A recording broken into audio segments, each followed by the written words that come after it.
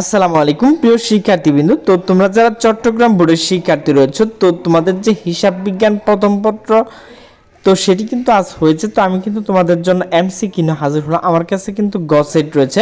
তো তোমরা কিন্তু ক খ গ ঘ সকল প্রশ্ন উত্তর এখান থেকে পেয়ে যাবে।